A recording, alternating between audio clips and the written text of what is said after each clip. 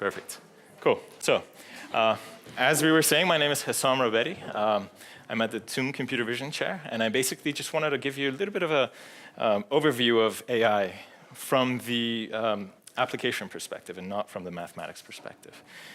So what we're going to talk about today is a little bit about what is actually AI, some statistical methods, so basically recognizing cats in images, and then also some geometric methods, physics-based methods, which are basically kind of mapping the world. So a lot of people talk about the first statistical methods, but they never really talk about the rest of AI, which is basically kind of geometric methods. So we've all heard about AI. Maybe a lot of us actually are using it. As a matter of fact, your phone has a lot of AI in it. But ultimately, what AI comes down to is the action of perceiving the world, understanding and representing this world in some data structure, and then actually also performing some action on that. So for example, perception would be, like I mentioned, recognizing objects in images, while representation would be some, what is the best data structure to put this in? And then also, for example, action planning is something else. For example, if you've ever seen DeepMind play Atari, that's basically, their innovation is actually more on the action planning part and not on the perception part. So there's many different aspects of AI. It's not just one thing that does everything, even though people are trying to actually combine all of this into one. So why is AI such a big thing these days? It's actually been around for a long time. It's been around since the first transistors came around.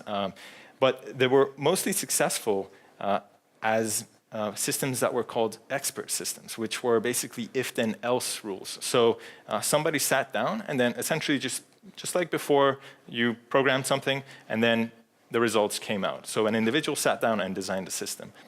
The problem with this is once you have a big system, it becomes more and more difficult to actually make it, improve it without breaking other parts of it. So it was not scalable. So that's why it kind of stuck at some area at some point. And then statistical machine learning methods came around. So statistical machine learning methods, what they do is they basically say, given some data, tell me how I should act, and then I'll try to act on new data that's coming in. So you're trying to kind of generalize patterns of recognition, essentially. But there's still a lot of gaps. For example, with statistical machine learning, you cannot, it does not generalize well. So for example, it might overfit your data. So if you show it something that it's never seen before, a new breed of dog, it won't be able to tell you that it's a new breed of dog. It'll just try to tell you that it's one of the breeds that it's seen before. So to understand the world, computers need to be taught. You as a human, you can understand that this is a cat. And this is my girlfriend's cat, actually, when it was really young. But a computer just sees pixel values. So it sees that there's a dark pixel that has value 0, then next to it is a slightly brighter pixel with a value 10. Then how do you teach a computer how to see this? So what you have to do is you have to basically kind of look at local areas, and then you have to build a hierarchical pattern. So you say, okay, if a cat has eyes, a mouth, and a nose, or if something has eyes, a mouth, and a nose, then it's a living being. And then you kind of go and say, okay, it could be a human, it could be a dog. Dogs typically have this kind of a structure. So you basically learn it statistically.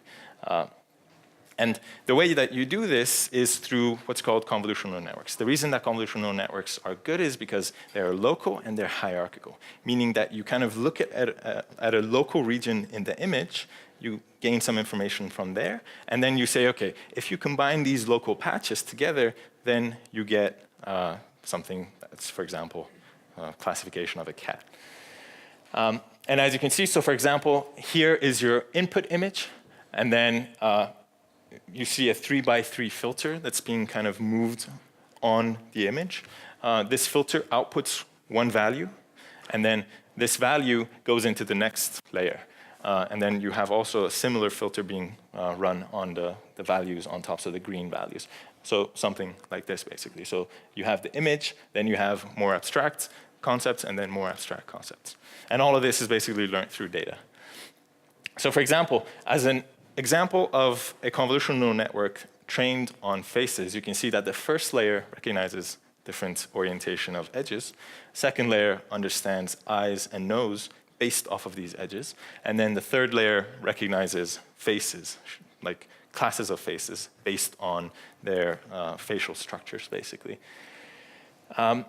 So a normal neural network, for example, this is a little bit older. This is from 2015, Google Net. This used to be state-of-the-art. Now you have some other stuff that's state-of-the-art. You have basically a bunch of convolutions, as you can see. So this is what's called deep. So here you have one layer, another layer, another layer, another layer, another layer. So you have many different layers. And these, of course, again, learn these different levels of abstraction. So first you learn edges, eyes, faces, cats, et cetera, et cetera, et cetera. So how does it learn? You feed it a bunch of data. It goes through. Out comes, of course, Terminator. So you have full AI.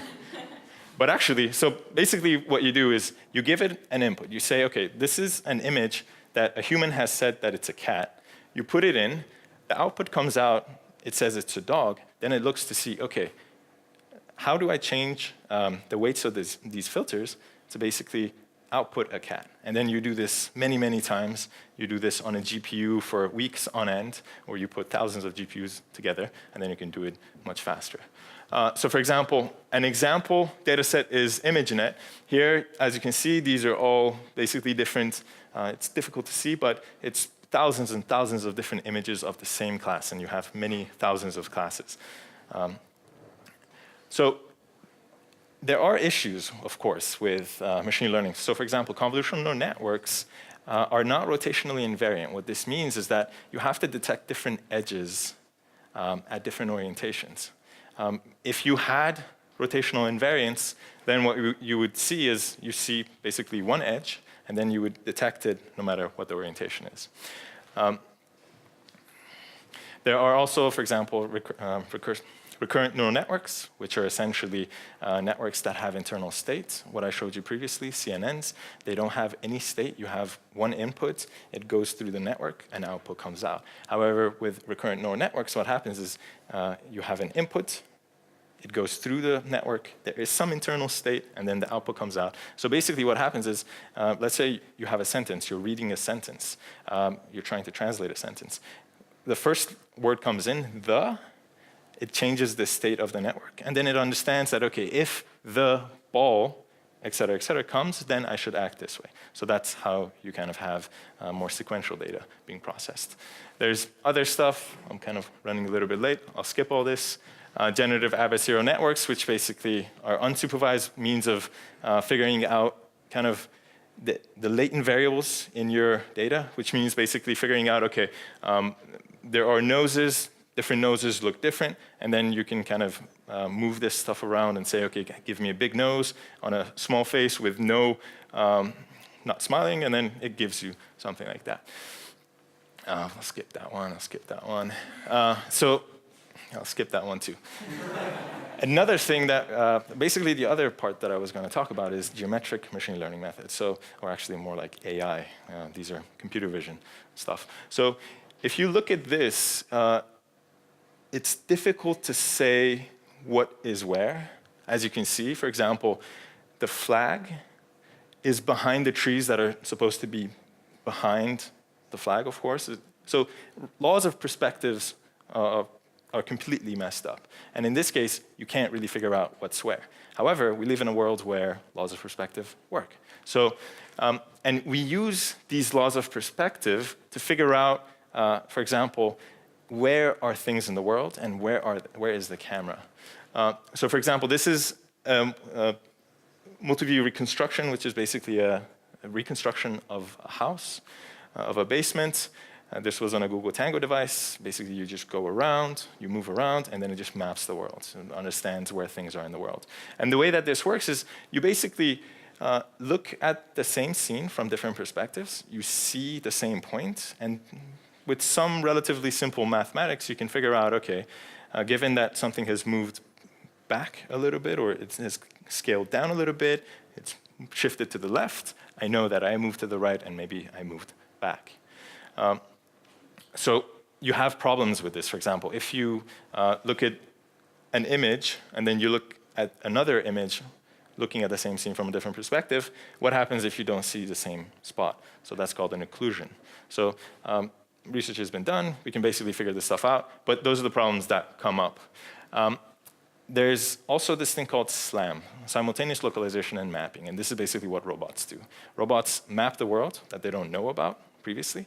And then they also figure out where they are within this map. There are direct and feature-based methods. We can go into it later if necessary. But so for example, this is what's called the KITTI dataset. This is the normal data set people use for figuring out if, for example, a new algorithm is working for autonomous driving.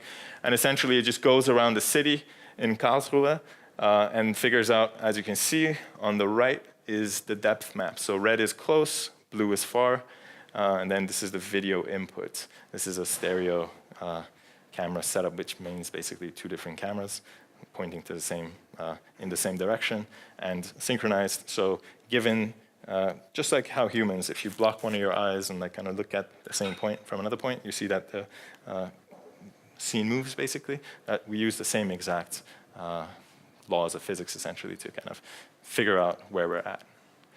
Another one, there's also many other different things that people do in computer vision. For example, there's a concept called super resolution, which basically you look at the same points from many different perspectives, and then you can actually get a texture that's higher resolution than what you came in with. So for example, this is the original image, but given 3 different images of the same point, you can actually get a much higher resolution image coming out. There's another thing called shape from shading, which is basically given the same scene, let's say a face, and then given different lighting conditions, you can actually figure out, okay, what does the texture of the face look like? So as you can see, very, very high definition texture by just 3 images. You can't even get this from laser scanners. So that's that's about the time that I have.